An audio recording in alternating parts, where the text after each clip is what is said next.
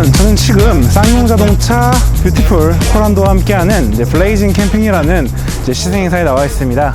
자, 데뷔 이후에 제법 시장에서 나름대로의 입지를 다지고 있고, 또 시장에서의 어느 정도의 평가를 받고 있는 코란도를 다시 한번 시승을 하면서 과연 새로운 코란도가 2019년 현재 컴팩트 SUV 시장에서 어떠한 가치와 어떠한 경쟁력이 있는지 다시 한번 살펴보도록 하겠고요.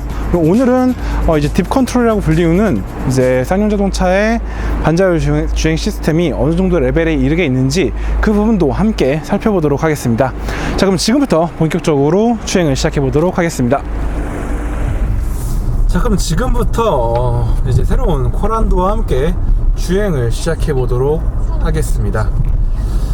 자, 사실 이전에 우리가 시승을 하면서 이 차가 확실히 이전의 코란도에 비해서 더욱더 상품성이 뛰어나고 매력적인 차량이 되었다라는 걸 확인할 수 있습니다. 게다가 전체적으로 이제 상품성이라던가 소비자들이 요구하는 그런 기능적인 부분에서도 한층 발전이 되었다라는 걸 볼 수 있죠. 게다가 제가 개인적으로 가장 만족스러웠던 건 뭐냐면 꾸미는 법을 알고 있다라는 거예요. 실제 제가 이렇게 실내 공간을 보고 있으면 뭐 이런 블레이즈 콕핏이라던가 아니면은 이런 센터페시아의 구성, 물론 쌍용차만의 그런 독창성은 좀 떨어지는 건 있지만 그래도 이전보다 동일한 소재를 갖고 좀 더 고급스럽고 세련되게 연출하는 법을 알고 있고요. 그리고 어떤 연출을 해야 소비자들이 좀 더 선호할 수 있다라는 걸 이제 확실히 파악한 것 같다라는 생각이 듭니다. 그래서 여전히 이렇게 좀 하나하나 만져보면은 여전히 건조하고 좀 염가의 소재를 썼다라는 게 좀 드러나는 부분이 있어요. 하지만 그럼에도 불구하고 일부 요소에서는 이거 신경 많이 썼다, 이런 부분은 굉장히 좋다라고 생각이 들 만큼 한 부분이 이 운전자의 시야에 있는 부분, 그러니까 대시보드라던가 센터페시아 상단 쪽에 배치가 효과적으로 되어 있어요. 그래서 이전의 쌍용차보다 한층 더 만족감이 높은 그런 실내 공간을 갖추고 있다라고 말하기에 부족함이 없을 것 같습니다. 게다가 공간적인 부분에서도 나쁘지 않아요. 기존의 코란도 대비 좀 더 낮아진 느낌은 있지만 실내 공간의 패키징이 굉장히 우수한 편이기 때문에 1열 공간의 만족감, 2열 공간의 만족감 모두 우수하고요. 그리고 시야도 만족스러운 편입니다. 다만 후방 시야는 이 룸미러의 높이가 좀 좁은 편이어서 이걸 조금 더 넓게 가져가도 되지 않았을까라는 생각이 좀 들어요. 하지만 뭐 이 정도라고 한다면 체급이라던가 차량의 성격, 차량의 형태 등에서는 충분히 만족스러운 부분입니다. 다만 제 개인적으로 저는 시트가 낮은 걸 좋아하는 편인데 이 코란도의 시트는 조금 높게 느껴지는 게 있어요. 그래서 제 개인적으로는 시트의 높이를 좀 더 낮게, 한 1인치 정도, 1인치에서 1.5인치 정도만 더 낮게 가져간다면 조금 더 체형을 가리지 않고 만족스러운 공간을 선사할 수 있는 그런 준중형 SUV가 되지 않을까라는 생각을 해보게 됩니다.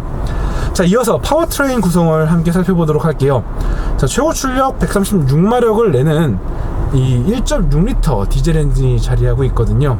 이 엔진은 기존의 티볼리와 이런 티볼리 에어 등에 사용됐던 디젤 엔진이긴 한데 전체적으로 출력을 새롭게 손질을 하면서 그 만족감을, 주행 성능의 우수성을 높인 엔진이라고 말할 수 있겠습니다. 여기에 아이신 6단 자동 변속기와 이제 이 차량 같은 경우는 지금 전륜 구동 타입을 선택하고 있는데, 이러한 조합을 통해서 리터당 14.1km의 복합 연비, 그리고 각각 13.2 그리고 15.5의 도심 및 고속 연비를 확보하여서 전체적으로 다루기 좋고 합리적인 컴팩트 SUV의 패키지를 갖췄다라고 설명할 수 있을 것 같습니다. 자, 그럼 지금부터 본격적으로 주행을 하면서 이 주행 요소별로 그 차량에 대한 성격과 매력과 가치를 한번 이야기 나눠보도록 하겠습니다. 디젤 엔진을 탑재한 자동차를 평가할 때 아무래도 빠질 수 없는 게 바로 정숙성에 있을 것 같습니다. 사실 이전의 쌍용차에 비한다면 진동과 소음이 현저히 억제되어 있는 걸 확인할 수 있습니다. 특히 진동에 대한 억제 능력이 굉장히 우수해요.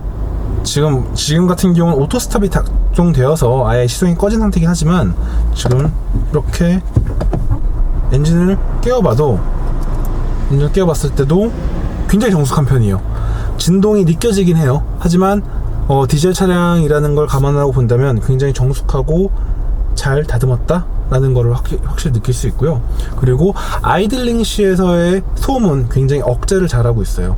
정말 이 쌍용차가 맞아? 라는 생각이 들 만큼 억제를 굉장히 잘하고 있기 때문에 운전자 대부분이, 물론 이제 차량의 관리에 따라 그리고 또 마일리지의 증가에 따라 그 정수성이 나빠질 수는 있겠지만, 적어도 이 신차 단계에서의 코란도의 정수성은 정말 우수하고 과거의 쌍용차를 잊게 만들 만큼의 가치가 있다고 설명할 수 있을 것 같습니다. 게다가 지금 옆에 지금 디젤 엔진을 탑재한 트럭이 하나 있는데, 이 차의 디젤 소리는 굉장히 선명하게 들려오지만 더 가까이에 있는 이 코란도의 이 소음이 크게 들리지 않아요. 이런 거는 진짜 확실히 이전의 코란도보다, 그리고 최근에 쌍용차보다 한 단계, 한 스텝 더 발전했다 라고 설명을 드릴 수 있을 것 같습니다. 게다가 인포테인먼트 시스템이라던가 이런 차량의 기능 등이 굉장히 사용하기 좋게 변했어요. 예전에는 대체 이 버튼이 여기에 왜 있을까 라고 하는 요소들이 있었는데, 지금의 이제 스티어링 휠 스포크를 본다거나 아니면 센터 페시아라던가 기어 레버 주변부를 보았을 때 버튼의 배치가 굉장히 효과적이고 편안하게 되어 있습니다. 그래서 차에 익숙하지 않은 분들이라도 한 몇 분 정도 어떤 버튼이 어디에 있구나 정도 이렇게 살펴보면은 금방 차량에 적응해서 차량을 편하게 다룰 수 있는 그런 차량이라고 말할 수 있겠습니다. 자, 그러면 이제 좀 달려보도록 할게요. 136마력 그리고 30.6kgm의 토크는 1.6L 디젤 엔진으로선 상당히 만족스러운 출력입니다. 실제 글로벌 시장에서 이 정도의 배기량과 이 정도의 출력을 동시에 확보하고 있는 차량들은 흔치 않아요. 굳이 뽑자면 이제 GM의 1.6 CDTI 디젤 엔진이 있겠고요. 그리고 뭐 푸조의 블루 HDI 1.5 130 디젤 엔진 1.5L로서 130마력을 내는 그런 엔진이 있고요. 사실 그 외에는 그렇게 이 정도 배기량에 이 정도 성능을 내줄 수 있는 디젤이 많지 않거든요. 그렇기 때문에 전체적인 셋업, 성능에 대한 셋업도 잘 갖춰져 있다라고 말할 수 있을 것 같습니다. 여기에 뭐 6단 자동 변속기에 대해서 일부 아쉬움을 드러낼 수 있어요. 좀 더 다단화된 변속기라던가 아니면은 CVT라던가 이런 식의 좀 변화를 줄 수 있었을 텐데, 조금은 전통적인 느낌? 좀 투박한 느낌? 이 6단 자동 변속기의 조합의 좀 이렇게 뭔가 이렇게 앞으로 튀어나가려는 코란도의 좀 약간의 아쉬움이라고 할까요? 물론 이제 나쁘진 않아요. 나쁘진 않은데 마이너스 요인은 절대 아닌데, 좀 더 플러스 할 수 있는 요인이 아마 이 변속기 부분이었을 텐데, 여기서 이제 그냥 6단에서 만족했다라는 게 조금은 아쉽다라는 거죠.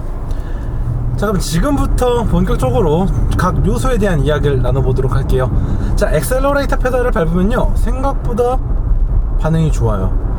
136마력 30.6kgm의 토크는 확실히 이 준준형 SUV에게 부족함이 없는 출력이라고 말할 수 있을 것 같습니다. 그리고 개인적으로 놀라운 건 뭐냐면, 바로 이 쌍용의 자동차가 이제는 이제 커넥티비티 그리고 반자율 주행, 이런 주행 편의 부분에서도 이전보다 한층 업그레이드 됐다는 것입니다. 방금 이제 삐빅삐빅 한 소리가 바로 이제 차선 이탈 경고 시스템의 소리인데, 이전에 이제 쌍용차가 이런 배려가 있었나 싶을 정도로 굉장히 적극적이고 아주 매끄러운 그런 반응을 확인할 수 있습니다. 자, 엑셀러레이터 계속 그 주행 성능에 대한 얘기 계속 해볼게요. 일단 출력 자체가 아주 특별한, 아주 또 특출난 출력은 아닙니다. 하지만 기본적으로 넓은 토크 밴드를 갖고 있고, 또 차량의 크기라던가 무게가 아주 무겁거나 큰 편도 아니기 때문에 운전자가 원하는 만큼의 가속과 감속 그리고 추월 가속 등의 움직임을 구현할 수 있습니다. 실제 제가 지금 엑셀러레이터 페달을 밟으면서 좀 속도를 끌어올리고 있는데, 글쎄요, 이 정도면은 일상적인 주행에서 부족함이 없다 혹은 답답함이 없다 라고 말할 수 있을 정도의 그런 가치는 충분히 있다고 보여집니다.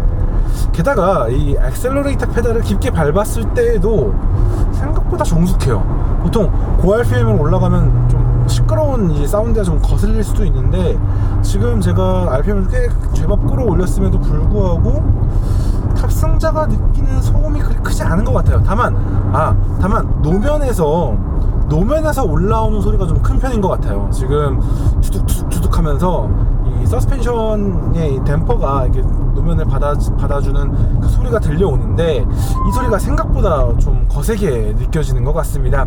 요거를 조금만 더 매끄럽게 다듬을 수 있다면 코란도는 더욱더 매력적인 SUV가 될 수 있을 것 같다 라는 생각을 해보게 됩니다. 자, 그리고 변속기에 대해서도 군더더기 없다고 말할 수 있겠습니다. 물론 이제 스포츠 성향의 차량이 아니기 때문에 변속의 속도라던가 변속 시의 스포티한 느낌이 아주 강한 편은 아닙니다. 하지만 말씀드린 대로 이 차량은 스포츠카가 아닙니다. 즉 일상적인 차량인 거죠.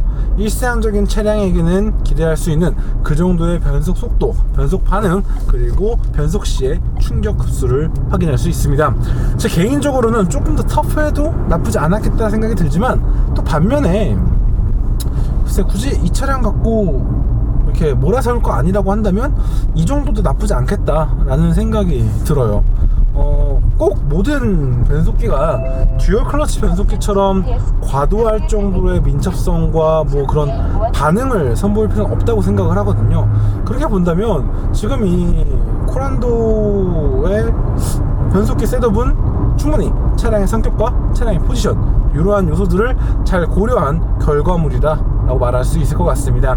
한편 제가 개인적으로 만족스러웠던 부분 중 하나가 바로 차량의 움직임입니다. 이전보다 한층 더 부드럽고 다루기 좋은 차량이 되었거든요. 개인적으로 마음에 드는 부분이 있다면 이전보다 확실히 차량의 움직임이 안정적이고 편해졌다라는 것입니다. 이전에 코란도보다 전고가 좀 낮아지고 플랫폼을 새롭게 개발한 탓인지 모르겠지만 전체적인 차량의 거동이라던가 노면의 반응에 대해서 이전보다 한층 안정적이고 아주 편안한 모습을 보여주고 있습니다. 제 개인적으로는 이 정도만 되더라도 국내 준준형 SUV 시장에서 충분히 경쟁력을 갖추고 있다라고 말할 수 있는 그런 수준이라고 설명드릴 수 있을 것 같고요. 특히 서스펜션이 아까 말씀드린 노면에서 올라오는 충격은 좀 큰 편이지만 차의 움직임에 있어서는 굉장히 매력적인 편이에요. 쌍용 체력이 많이 좋아졌네? 라는 생각? 그리고 차체뿐만 아니라 이제 서스펜션 셋업에 대해서도 이전보다 한층 더 매력적인 브랜드가 되었다 라고 말할 수 있을 것 같습니다.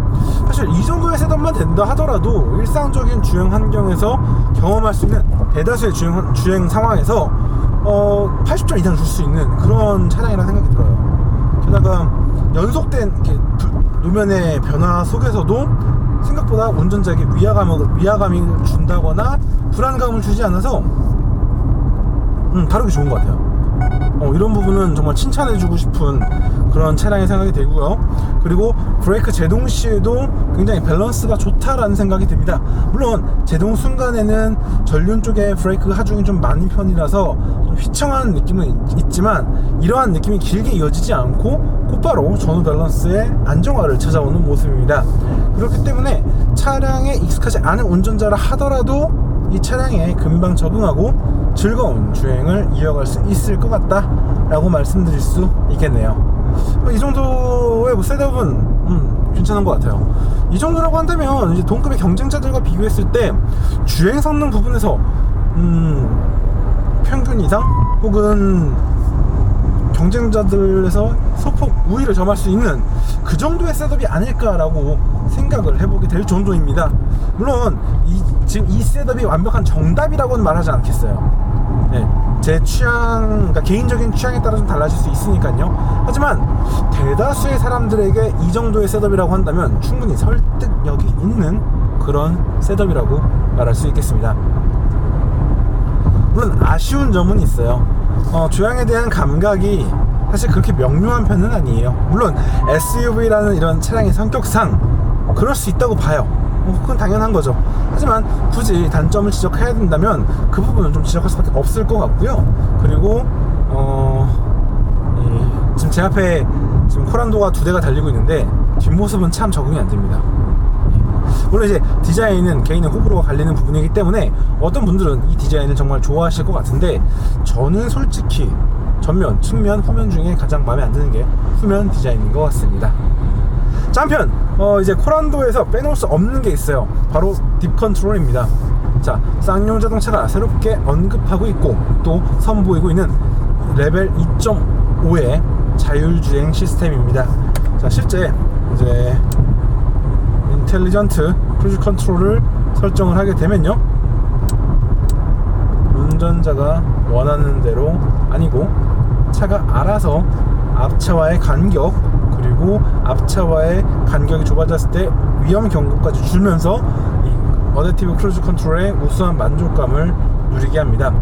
게다가 차선 일타 방지 시스템이 생각보다 매끄러운 편이에요. 제 개인적으로 좀 놀란 편인데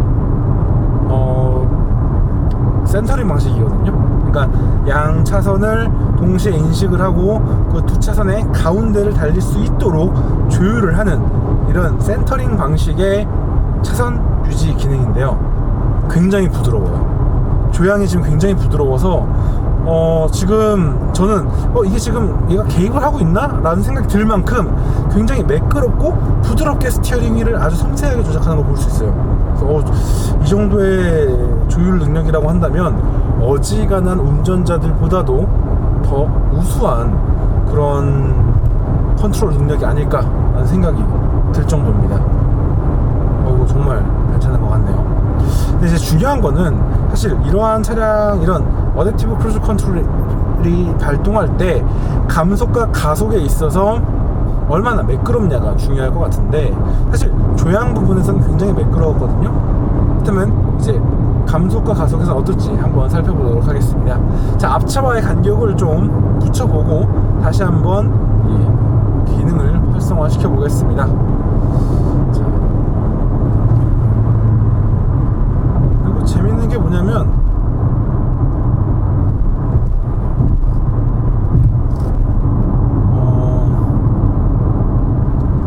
지금 제가 앞차와의 간격을 좀 두고 조절을 해봤는데 정말 부드러워요. 지금 감속이 뭐지? 하고 싶을 만큼 그냥 자연적으로 속도가 줄어드는 것처럼 감속이 굉장히 부드럽게 되는 걸 확인할 수 있었고요. 자, 그럼 이번에 가속 상황을 한번 만들어 볼게요. 가속 상황 시에는 어느 정도의 부드러움이 있는지 한번 확인해 보도록 하겠습니다. 자, 앞에 전방이 튀었고요. 전방이 튄 상태에서 가속 조건이 되었거든요. 자, 이제 가속이 이어지고 있습니다. 자, 가속은 조금 인위적인 느낌이 있어요. 가속은 감속보다는 가속이 좀 인위적인 느낌이 있는데 감속은 굉장히 부드럽고요. 가속은 한 이 정도는 나쁘지 않아, 좀 충분해 라는 정도의 느낌이면서 약간의 이질감은 있어요. 그리고 조향은 굉장히 성숙해요. 이런 거는 굉장히 매력적인 시스템이 아닐까라고 생각이 들고요. 재미있는 게 뭐냐면요, 이 운전자가 가속을 하더라도 이 운전자가 의지를 부여해서 가속을 하게 되면은 잠깐 어댑티브 크루즈 컨트롤 기능이 꺼져요. 그런데 가속을 하고 엑셀레이터 페달을 떼면은 속도가 다시 줄어들잖아요. 그러면 크루즈 컨트롤에 셋업을 했던 속도에 돌아오면은 다시 크루즈 컨트롤을 유지를 해요. 요 기능은 굉장히 좋네요. 쌍용차의 배려가 굉장히 섬세하다는 걸 알 수 있겠고요.